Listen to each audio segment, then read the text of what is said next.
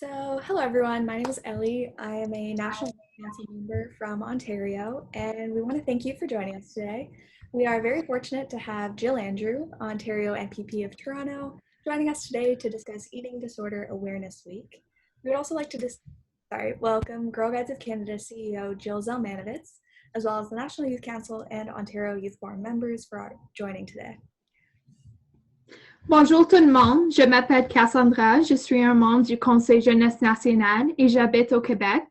Je voudrais commencer par vous remercier d'avoir participé aujourd'hui.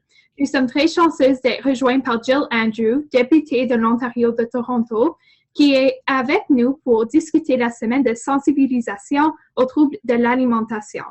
Nous souhaitons également la bienvenue à la directrice générale des Guides du Canada, Jill Zelmanovits, ainsi qu'au Conseil jeunesse national et au Conseil jeunesse de l'Ontario. We would like to begin by acknowledging the land on which we gather and which the region of Peel operates is part of the treaty lands and territory of the Mississaugas of the Credit. For thousands of years, Indigenous people inhabited and cared for this land. In particular, we acknowledge the territory of the Anishinaabe, Huron-Wendat, Haudenosaunee, Ojibwe, Chippewa peoples. The land that is home to the Métis, and most recently, the territory of the Mississaugas of the Credit First Nation, who are direct descendants of the Mississaugas of the Credit. Also, the City of Toronto acknowledges that we are on the traditional territory of many nations, including the Mississaugas of the Credit, the Anishinaabe, the Chippewa, the Haudenosaunee, and the Wendat peoples, and is now home to many diverse First Nations, Inuit, and Métis peoples. The city also acknowledges that Toronto is covered by Treaty 13, signed with the Mississaugas of the Credit, and the Williams Treaties signed with multiple Mississaugas and Chippewa bands. We are grateful to have the opportunity to work on this land, and by doing so, give our respect to its first inhabitants. Hi everyone, I'm Katrina, and we're so pleased that you are able to join us this evening. We have with us here this evening the Girl Guides of Canada National Youth Council, who's a group of youth leaders from across Canada who act as ambassadors for GGC and help to make positive change within the organization. The Ontario Youth Forum is also joining us as a forum of youth leaders within Ontario who are enthusiastic about leadership within Ontario Nunavut Guiding and help to plan events and challenges for the province. We're thrilled to be able to be involved with this issue as it's so important to young women our age. Thanks. Hi everyone, I am Ella, and I'd now like to introduce MPP Jill Andrews. She is an MPP for Toronto St. Paul, and she serves as the critic for culture and women's issues for the official opposition. I'm especially excited because of Dr. Andrews' passion and leadership in gender issues, social justice, and eating disorders in particular. Some of her past work has been all about body confidence, which is why we are so excited to be with her today as part of Eating Disorder Awareness Week. Thank you so much to Girl Guides, to all of you on this call for making space for me and for being part of the celebration of Ontario's first ever inaugural Eating Disorders Awareness Week. So I want us to all give ourselves a round of applause, because nothing is done with one individual. It really does take a village. And I can tell you that Bill 61, while I had the pleasure of standing in the Legislative Assembly of Ontario and debating for this bill, and of course, you know, it is my bill that has now become law, I didn't do it alone. I've been an MPP since June 7th of 2018, and I can tell you for a long time before that, there have been advocates, activists, local organizations, politicians even, raising the alarms, you know, ringing the alarms and demanding that we have an Eating Disorders Awareness Week here in Ontario, you know, as a first step to really help raise awareness, of course, about eating disorders, but to also, you know, ensure that it's on the government's radar, that we're talking about prevention, that we're talking about intervention, you know, that we're looking at a variety of treatments, you know, that are available, ones that work, ones that may not work as well. And what's really important about Bill 61 is it was an opportunity for us to expand the conversation on eating disorders. You know, for so long, there's been this assumption this stereotype that eating disorders, somehow only affect white women or white girls, and that it only affects someone who is thin, or someone who is middle class. And what we're learning is that eating disorders do not discriminate. They really do not discriminate. And anyone, can develop a disorder. And while it is certainly one of, frankly, arguably the most lethal and fatal of mental health issues, it's also a condition that I would argue is very responsive to our communities and to the environment that we live in. We live in an environment that is pretty harsh to say the least, on predominantly women and girls when it comes to our looks, our bodies, us being judged by the size of our waistline, as opposed to being, valued by what's in our mind and what we put forth in our community and at school and in the workplace and whatnot. So there's a visual culture that sort of churns the wheels, so to speak, you know what I mean? And certainly creates an environment, that when you couple that with biology, and genetics, it can make for a very difficult situation for someone, who may be impacted by an eating disorder. And what we know is that there's millions of folks in Canada, who are impacted. But right here in Ontario, we have about 500,000 folks. I'm in Ontario, we have about 500,000 folks. So that's quite substantive.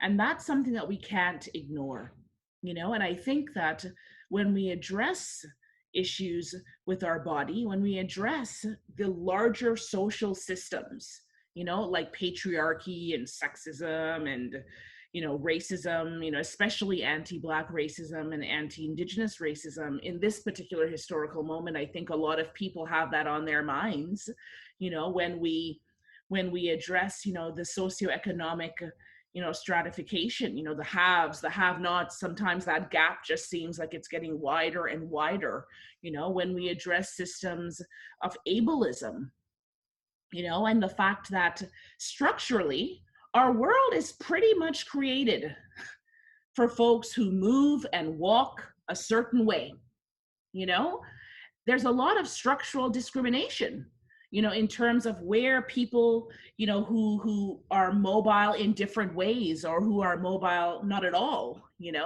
can function and get to point A to B. When we address all of those issues as well, we see just how much nature, nurture comes together and how that can really, be disastrous, quite frankly. It really, really can be disastrous. So as leaders in our community, and you're all leaders, as strong young women in our community, it's our job. It's our job to try to break down those systems, that are consistently eating away, not only at our bodies in a physical way, but also on our mental health, and our sense of self-esteem and our confidence, and our ability to walk into a room and feel like we can own it, you know what I mean?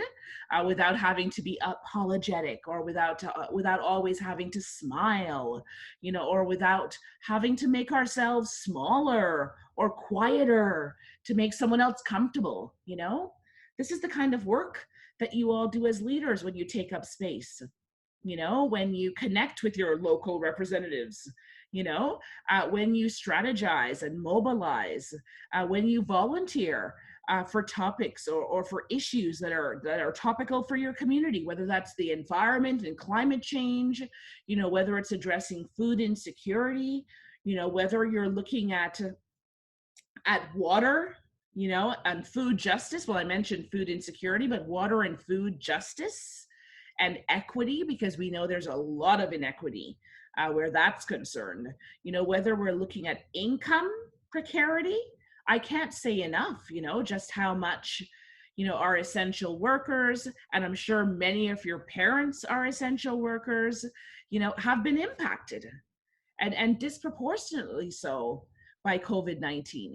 So all of these things that happen around the world, that happen in our world, in our communities, they impact how we feel about ourselves, and they impact how we feel about our bodies. And I often like to say, eating disorders, they are a mental health issue, and we've certainly seen them spike, because of COVID and the added anxiety and depression, and frankly, the social isolation that so many folks are dealing with now.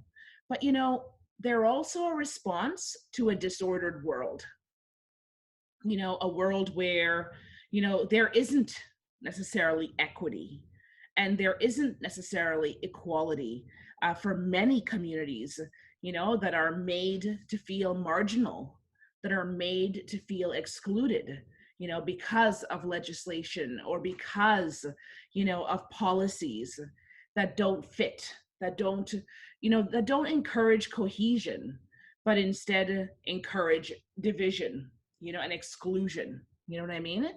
So I just want to say to all of you, whenever you feel low, whenever you question your self-worth, whenever you are questioning what you can contribute to the world, your community, your household, your classroom, whatnot, that's the time when you have to try to stop and say, I'm good enough. I'm good enough just the way I am. And if you're lucky enough to be surrounded by people who are healthy for you, and this is not about body weight or size or shape, I'm talking about people who are healthy for your mind. That is so important, to surround yourself with folks who, create healthy relationships in your lives. That's all you need.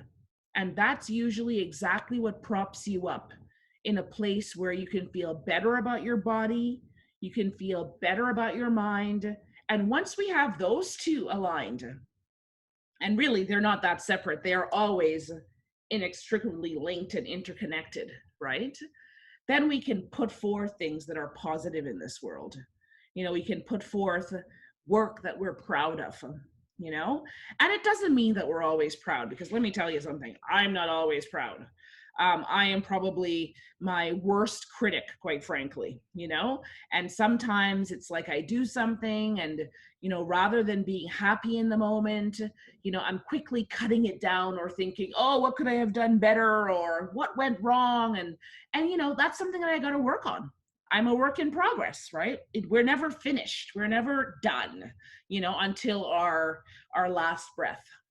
Until then, we are works in progress and we get things wrong, but luckily for me, I try to surround myself, just as I was saying, with folks who will help build me up when I need to be built up.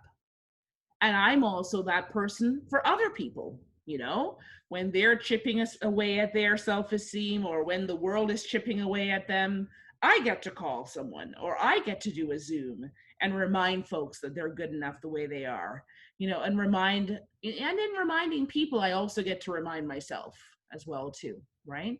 So it's a bit of a reciprocal relationship here, and so I really just want to say as well that, the EDAW bill, it's part of a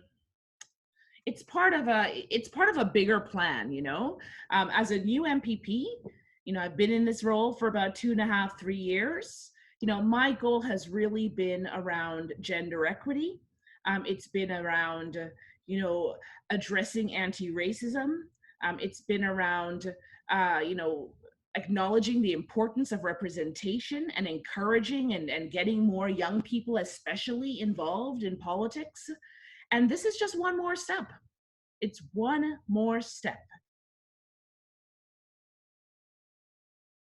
We would just like to say, before we start the activity, Mental What from the Girls First platform, we've kind of modified it to accommodate eating disorders instead of mental health specifically.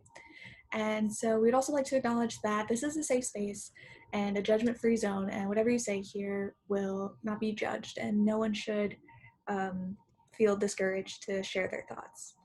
So now let's get started. So In this activity, you'll start off by sharing what you think you know or what you may have heard about eating disorders. Then think about where your information came from, and we'll work together to figure out what's a fact, what's a myth, and what's meaningful. So if you have like a pen, pencil, and some paper with you, that would be great. If not, you can just do it in your head, or you can post a few answers in the chat if you feel comfortable. So let's start by sharing what we think eating disorders are. So if you want, you can raise your hand and speak, or you can put an answer in the chat.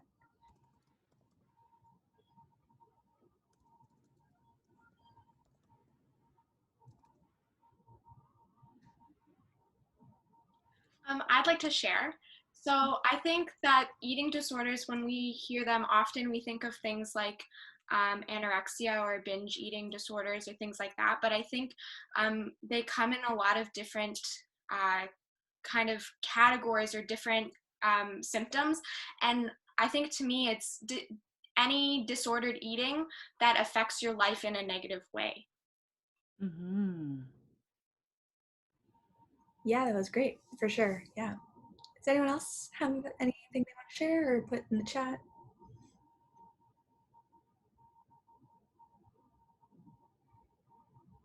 Okay, so if not, then we have here, so according to the American Psychiatric Association, eating disorders are illnesses in which the people affected by them experience severe disturbances in their eating behaviors and related thoughts and emotions.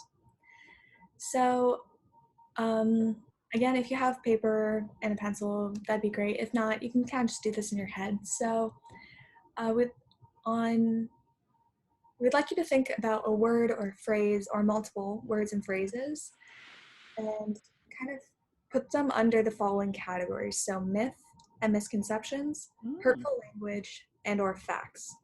So you might want to think about words, phrases, terms, labels, what you think eating disorders are and aren't, how you think people affected by eating disorders act, feel, behave, information and or facts you've heard, personal beliefs that are related to eating disorders as well.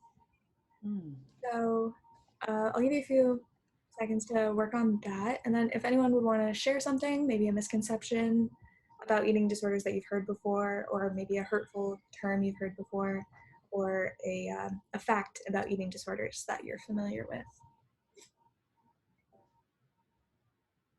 And if you'd like to share again, you can raise your hand or put it in the chat.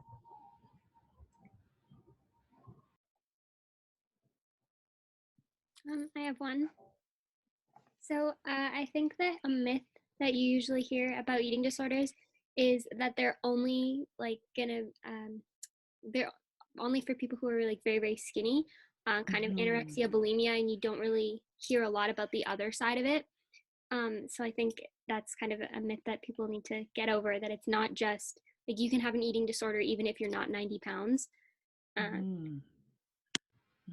Yeah, for sure, Madeline. That's a great point. I think, yeah, there's definitely a lot of misconceptions around that. And I think that a lot of that comes from the media, maybe, and just what's mostly shown or what people focus on. And sometimes those people who are maybe more slim, it's easier to assume they have an eating disorder, whereas other people, it's not as visible, so people don't really acknowledge it. Anyone else have anything they'd like to share? Yes, Jill, Andrew. I think it's also important that we note, nobody chooses to be sick. I think that's really, really an important one. And sometimes that's a stereotype that sort of floats around. It's like, oh, well, just eat, just eat, just get over it, stop being so sensitive. This idea that an eating disorder is a choice. And I think that that's really scary when we hear that myth, because that myth, it actually blames people, for something that they can't control, and we have to think of it in this term. We wouldn't blame someone who had cancer, we wouldn't blame someone, who sadly had a stroke, or had a heart attack. We wouldn't blame folks for that. But for some reason, when people have eating problems, there's this notion that they can just, well, eat a cake, and that couldn't be furthest from the truth. And that really also stems on like another stereotype or myth, and this assumption that eating disorders is just about food. And it really isn't, you know what I mean? It might be for some, but it's certainly not the basis for everyone. And we really have to recognize that everyone needs their unique support and unique interventions, and interventions that recognize, their race and understand how that might implicate what they're dealing with, that recognize cultural, nuances, that recognize gender expression and identity, because all of those pieces factor into how we feel about ourselves. Yeah. Yeah, for sure. I completely agree. And I feel like, there's lots of misinformation, or people just aren't very educated in this subject because, again, I feel like we're not very exposed to it in like in a factual way. So I think, it's easy for people to make those assumptions that it's a choice and they don't understand the full background behind the issue. Mm-hmm. Thank you, Ellie. So I think now we'll move into our Kahoot. I think that's best. So if you want to open another tab or get your phone out or something.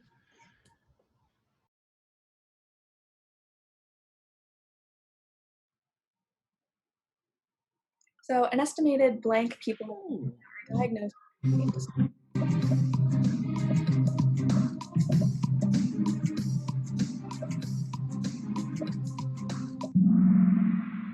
Yes, so the correct answer is approximately 1 million people in Canada are diagnosed. That's like discluding people who aren't officially diagnosed, who seek treatment. Mm-hmm.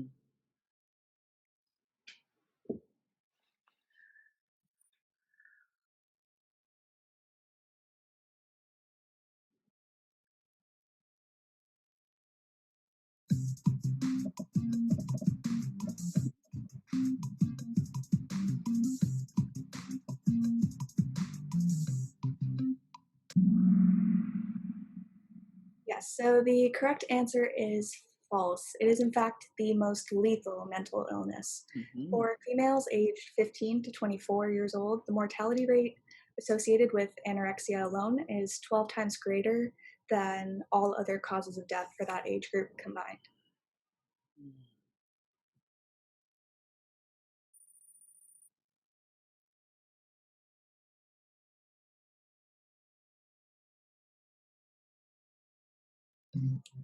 In 2014, it was estimated that blank of those living with eating disorders were women.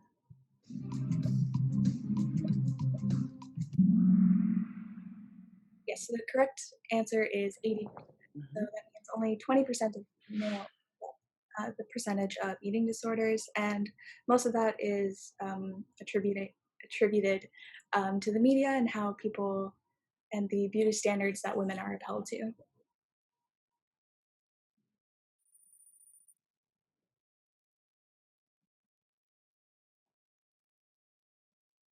So, which is a symptom of eating disorders?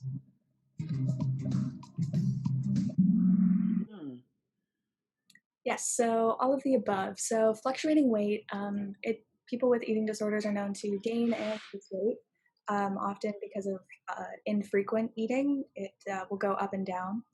Also, menstrual irregularities, so skipping your period a lot or starting your period very late in life, or never getting your period at all.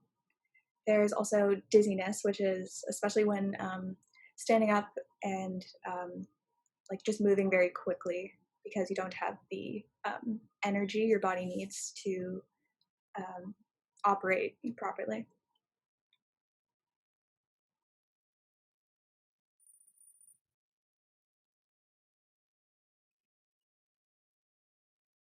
Mm.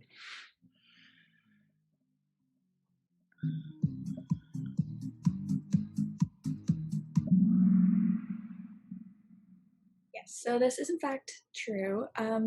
There's multiple eating disorders that focus around eating too much. One in particular is binge eating disorders, which affect approximately 3.5% of women, 2% of men, and up to 1.6% of adolescents. So this is when individuals undergo binging episodes at once a week over 3 months to be officially diagnosed. And this is where they eat much more than the average person would in a short amount of time, and they often feel a loss of control.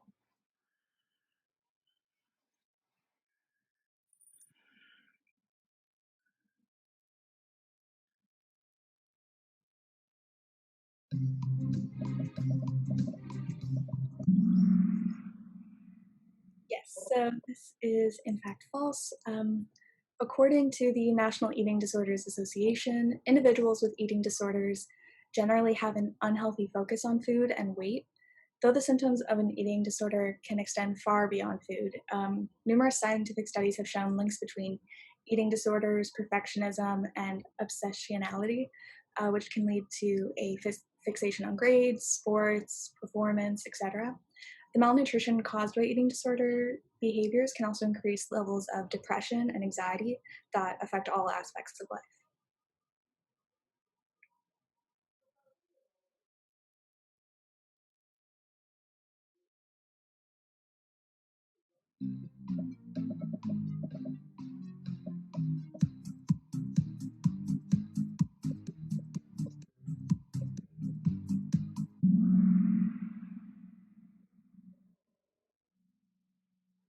Can anyone hear me? Okay, perfect. Is it all right if I jump in on this one, Ellie? Yeah, for sure. Thank you so much. So it is false that eating disorders are a choice. The cause of an eating disorder are complex. Current research indicates that eating disorders are caused by both genetic and environmental factors. Societal pressures, such as media-driven body ideals, are examples of an environmental trigger that has been linked to an increase of developing an eating disorder. Environmental factors also include physical illnesses, childhood teasing and bullying, and other life stressors.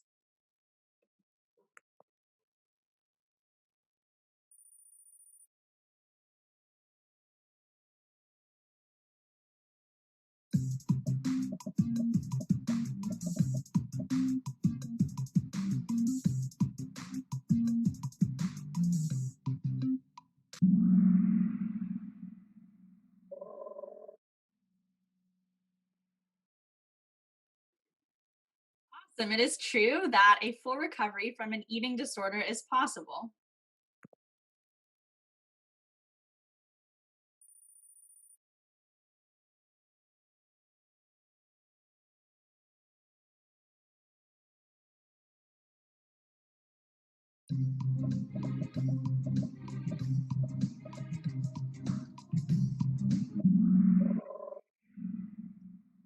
It's also true that eating disorders affect people of all genders, ages, races, ethnicities, sexual orientations, and socioeconomic statuses. So now that we have completed this activity, we really hope that you've learned something new, or perhaps your perspective on eating disorders has changed for the better. This is a very serious issue affecting girls and women all over the country. So we felt it was worth debunking some common myths and bringing to light the truth behind some of these disorders. And we also wanted girl leaders of GDC to be well informed on this issue so that it is something you guys can educate others on if an opportunity arises. So we'd like to thank you all for your participation, and we hope you had some fun. And we'll now on to the Q&A portion. Okie dokie. So as Ellie just mentioned, the next portion of this event is a question and answer period, which Katrina and I will be co-hosting together. We have some pre-prepared questions, but if you have any questions for either Jill's or the National Youth Council or the Ontario Youth Forum, feel free to ask them. We'll let you know when the opportunity is. Yes, so we're going to start with some questions directed at Jill Andrew and Jill Zelmanovits, if you guys have anything to say on the topic. So the first question is, what are some ways that we can support someone with an eating disorder? Okay, so I'm not seeing Jill on the screen, so I will hop in. I don't want to talk over. Jill, did you want to go first? No, this is your area. You go Okay. for it. I'm listening. So here's the thing. How do we support someone? The first thing we do is we validate how they're feeling. The worst thing we can do when someone tells us that they're not feeling well, or that something's wrong, or that there's an issue, and we don't mean to do this, but sometimes we say, oh, don't worry, it'll be okay, or, oh, don't sweat the small stuff. Sometimes we tend to minimize because of our intention of wanting to help someone, and that can actually be detrimental. So the first thing we want to just do is validate how that person is feeling, and if they say they think they might be experiencing disordered eating, or they think they might have an eating disorder. I actually mentioned some organizations in the chat, like NEDIC and Sheena's Place and Body Brave and Need and Waterstone Foundation and BANA. These are places where you can get information, from experts, from people who, actually facilitate community-based programming or hospital-based programs and treatments for people who are impacted. It's really, really, really important. And this is something I do. So I'm telling you that it's something I'm still working on. We all want to be Google doctors.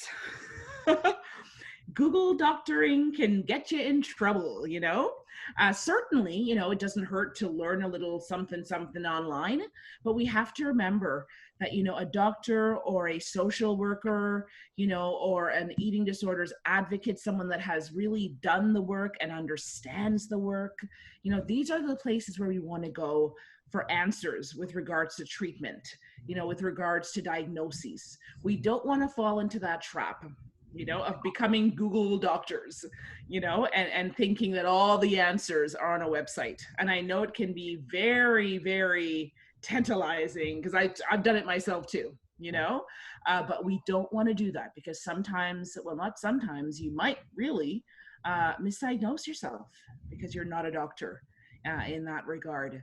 But validating folks, providing them with resources where they can get help, are two really great ways that we can support people, in their struggle. Thank you. That was such a great answer. Our next question is also for Jill Andrew. Why do you think it was important to have an eating disorder awareness week, and what really inspired you to put the idea forward? That is an excellent question. So what inspired me? My goodness. That's a whole book, quite frankly. But I'm going to start on a very, very personal level. So I had my own issues, with body image issues, with self-esteem, and what I would argue was some disordered eating myself, but I was never diagnosed. And that's the thing. And that's what I hear a lot, from Black women I've spoken to, from racialized people I've spoken to, from fat people I've spoken to, because you can be fat and have an eating disorder. You can be fat and have anorexia. You can be trans and have an eating disorder. So a lot of folks who fall out of that traditional, assumption of who can be impacted have often had stories of misdiagnoses, of no diagnoses. So I stumbled upon Sheena's Place, and that's how I found help, by attending free programs that Sheena's Place offered that were community-based, where I got to meet a facilitator, who was another racialized woman who was able to help me as a young woman make those connections between, practices or ideas I had about myself that weren't the safest, that weren't the healthiest, that weren't uplifting me. But she was also able to connect how I was feeling to larger issues that I was dealing with, unresolved trauma, for instance, racism, sexism, you know what I mean? So it was really important to have both angles or both pieces of that puzzle. So between my own journey and journeys of folks here in St. Paul's who called me and emailed me and said, yeah, this is definitely a topic. This is a topic. I'm a teacher. I'm a child and youth worker. This is something we see in our schools. This is something I've experienced. I have a person that I'm really well connected with, who has experienced this herself. I had boys and men identifying folks who reached out to me throughout this journey and said, hey, Jill, thank you so much. I went to school here. I'm now an adult man, never told anyone, but you're telling my story. And I'm so grateful that you are, because now, other men identified folks and boy identified folks are going to feel comfortable, and I got to just say this, it's a little off topic, but not quite.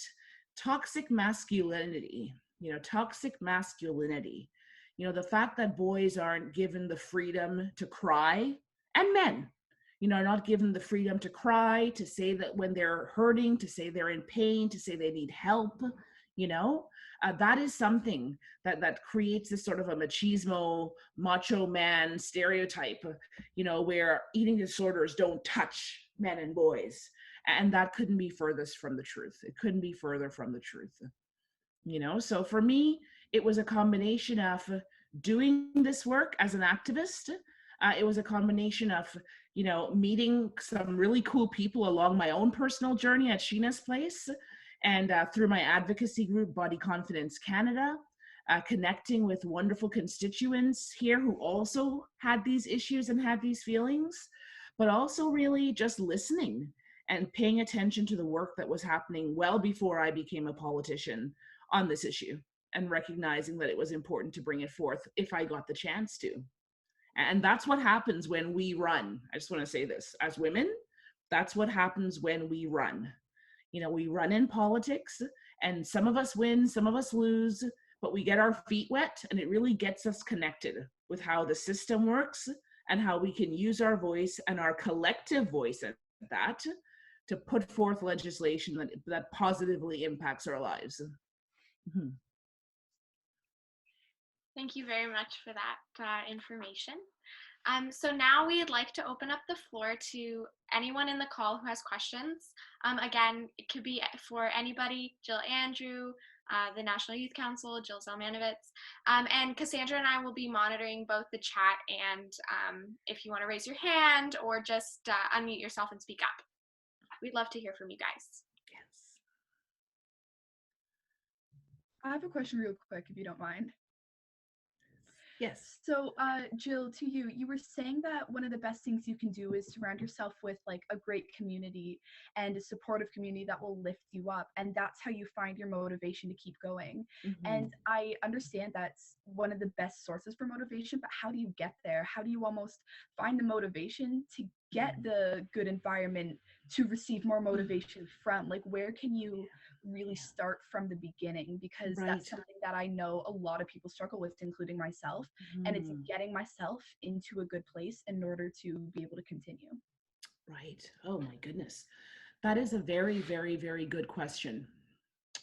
And I can't say that I know the full answer to that question. Here's what I will say is I'll break down community a bit, because I think, when I say surround yourself with healthy community and whatnot, that can sound daunting. It's like, okay, community, whoa, I'm feeling alone. How do I go from feeling alone to a community? I think that it really does start with one person. If that makes it a little more palatable, I think it really starts with one person. And that might be a person that you meet online, a person that is appropriate to meet online, in a youth-focused group. I'm thinking of, online Facebook groups, that the 519 has had. I'm thinking about Sprott House. I'm thinking about the YWCA. I'm thinking about Girl Guides, but it can also, and this might sound a little off, but it can also be a person you meet through your favorite book. It can be a character. It can be a piece of art. It can be a song that allows you to kind of see hope. You know what I mean? That builds you up, if you don't have access to that larger community yet. Because let's also recognize that even now during COVID-19, that community is really tethered to whether or not you can afford internet. And I'm not even making a joke about that. Like internet is not accessible for everyone. And whether or not you have a cell phone that has data, or whether or not you can afford that extra, TTC, pass or token or whatnot, to be able to even do an essential trip to get your groceries and then maybe stand on the corner and wave at a friend 20 feet away. All of these pieces around access, but I have found that something as small as music, has a huge impact and has had a huge impact on me. I was bullied. I very honestly, I was bullied in high school, and I also bullied in high school, because that's the terrible cycle of bullying. You're often the target, and then, as a target, you want to feel strong, you want to feel bigger, you want to feel, in control. And what do we do sometimes? We target someone else. And there's that terrible cycle of violence. But for me, there was a song by a Canadian artist, Simone Denny. She used to be in the group called Love Inc. And it was called You're a Superstar, And I can't tell you how many times I played that song on my yellow, and I'm aging myself here, on my yellow, what was it, like the Sportsman Walkman, waterproof. I didn't even swim, for goodness sakes. A tape recorder, right? I can't tell you how many times I would play that song. And it was almost as though I got to know Simone Denny, or I felt like I had a friend in that song because of the lyrics, And years later, I would go on to meet Simone Denny, and she's a phenomenal person. And she actually performed the song at one of my Body Confidence Canada Awards. And of course, I did the big gushing cry, and then we invited her again in like 2017 to do the same song. Or was it 2016? I can't remember. But that was something that really spoke to me, So I don't know that I've given you the perfect answer, but I've given you an answer that hopefully gets you thinking about what community looks like and where you can access community. Doesn't always have to be numbers. It's quality over quantity. And frankly, sometimes that community is a character in that book that moves you, or it's that artist, singing that song, or it's that piece of art, that just says, wow, and it gets you thinking, it gets you moving in the right direction. Yeah. Cool, thank you. You say that, you say that's not the perfect answer, but honestly, that does very much seem perfect to me, and thank you very much. Thank you, Evan.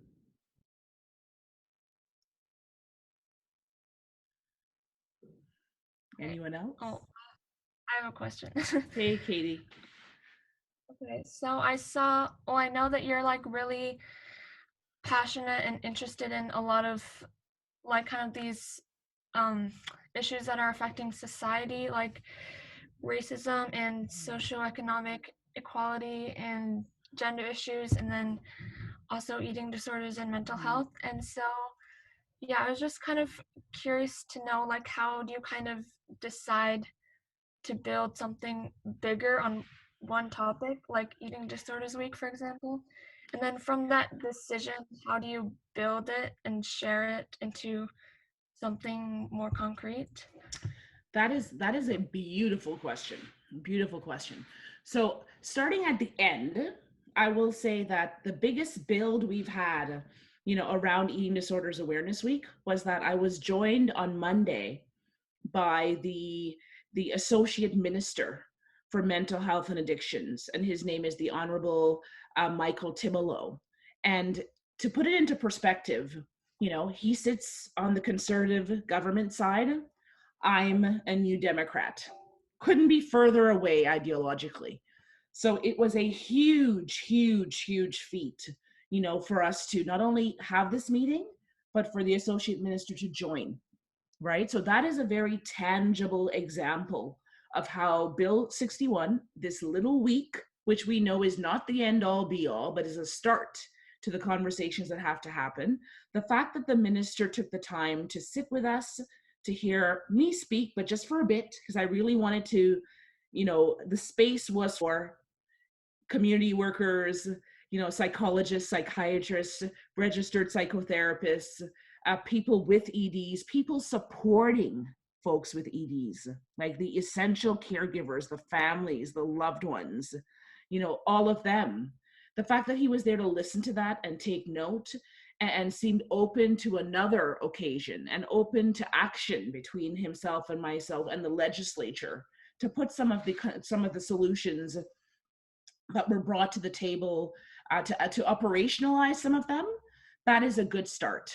Now, of course, it'll be up to me to hold the government accountable and ensure they don't forget that good start, and I will do that. So that's sort of the end of this particular week, or should I say the beginning of the week, but the culmination of Bill 61 passing in the legislature, having that roundtable with the associate minister.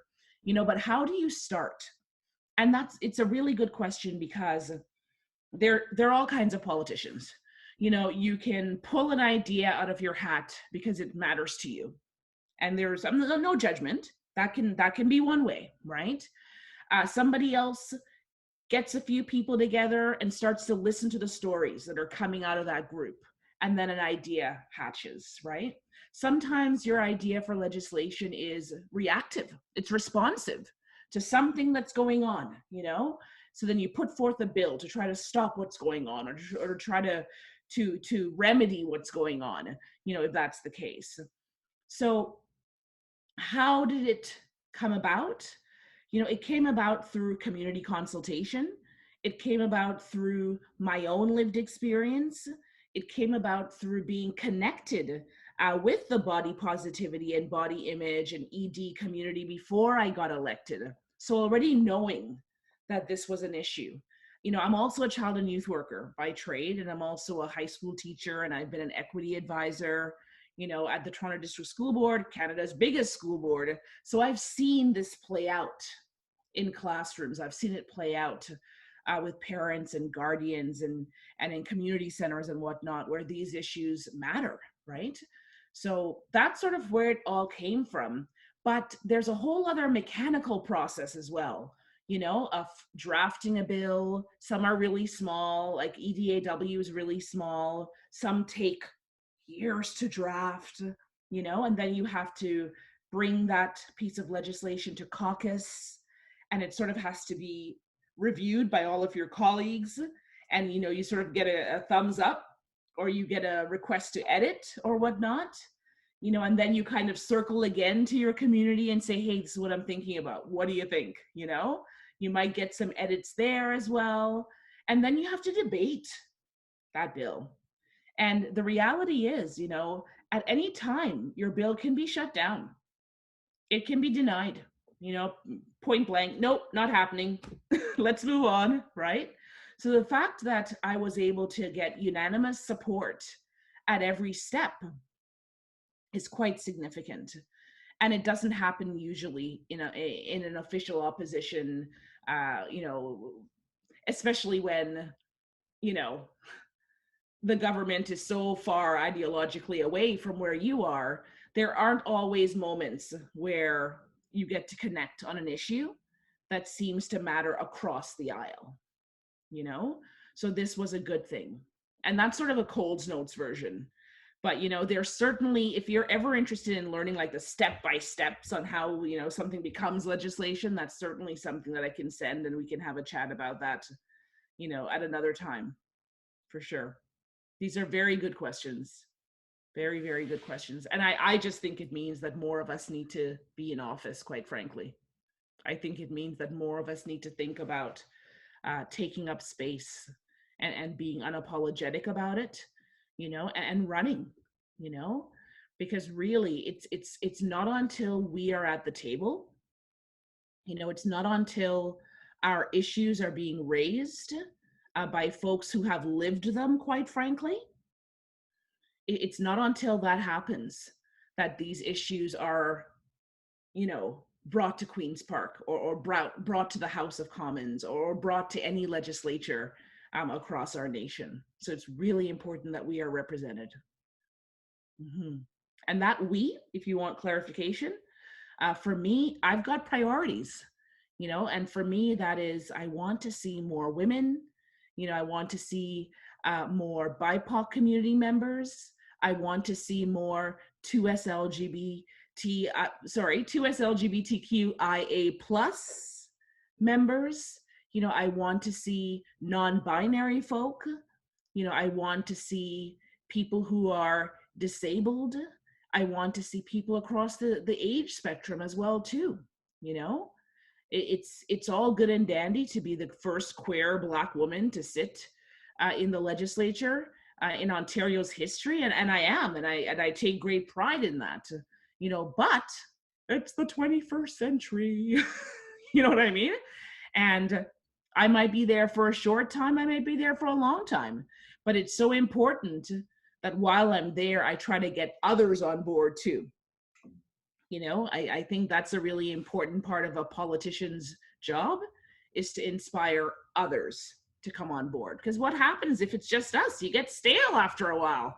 You know, someone needs to leave so that new ideas and new blood can come in. And that's where all of you come into the story.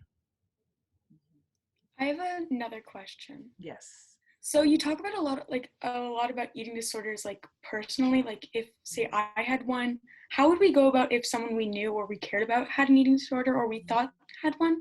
How would we go about talking with them? Well, here's the thing. So I'm not an MD on this, so I can only tell you from my perspective and from conversations I had with friends, you know, along the way. You ask a friend how they're doing and you listen. And if something sounds concerning, you know, that friend might say, okay, no, Mara, can you keep a secret? You have to keep it a secret, right? I'm a person who doesn't believe all the time in keeping secrets. Sometimes a secret, if you keep a secret, sometimes it can be devastating, you know? So a good friend, Mara, if you hear your friend telling you something that's really quite concerning to you, you know, something that, you know, makes you wonder whether they might be engaging in self-harm, or something just might be going on that sort of threatens their health, and they say, now don't tell anyone, keep it a secret, right? It's a really tough space to be in, but a really, really strong friend might have to break that secret. And breaking that secret might mean telling a parent. You know, it might mean telling your parent, you know, who might then communicate with your buddy's parent. It might mean telling a trusted teacher or a guidance counselor. You know, it might even mean reaching out to someone in the community who you might have a close link with, like a librarian. You know, I know for me, libraries were a second home at times, you know, and that's why we have to fight so hard to keep our libraries properly funded, but that's a whole other conversation. Oh, I tell you, there's so much to do in Ontario, you know, but it really does start with listening out for words or phrases that make you concerned about someone's safety, someone's health, and then having to make that decision. And it's not snitching. I want to be very clear. That is not snitching. You know what I mean? No, not at all. This is getting someone out of trouble. This is not getting someone in trouble. This is getting someone out of trouble. You know, this is helping to save someone. You know, so some secrets we don't hold. Thank you. I feel like that definitely also talks about other issues like self-harm, which are really important, I guess, like over quarantine and COVID. Those Absolutely. Definitely. Absolutely, especially now that our friend circles are not with us. You know, they're not with us, and we can't hug our girlfriends, we can't hug our friends. We can't just stop over and hang out. It's shifted, I also want to say to everyone on the call, if you have the time, pick up the phone and call someone and just say hi. See how they're doing, listen to a voice. I know we get caught up on social media, but social media, oh my goodness, and I hope I don't offend anyone that may ever see this, but social media is performance. It is performance. Sometimes there are real moments on social media. Sometimes people can open up and they can share, what's going on social media, but we also have to be really selective. Everyone's life just looks fantastic from the outside. Every post, every hair is in place, every outfit is sensational, always happy. I tell you, it's not always what it looks like on the screen. So seeing someone on social media liking a picture, retweeting a tweet or whatever is the newest thing right now, that's one way of communicating with friends. But I still really enjoy the way of picking up the phone and hearing someone's voice, so you can really feel that much more connected to them than just pretty pictures. Mm-hmm. Thank you so much for answering all of our questions. Thank you, Cassandra. I think that brings us to Ellie now, just for our closing. But thank you so much. Thank you for answering and for sharing your story with us. It's actually Ella, I believe. Sorry. All right, so that concludes our Eating Disorder Week event. Thank you so much to MPP Jill Andrew, Jill Zelmanovits, and my fellow Girl Guides from the Girl Guides of Canada National Youth Council, as well as the Ontario Youth Forum, and anybody else who attended. A special thanks to you guys. We hope that you were able to learn a bunch today and will join us again for another event in the future.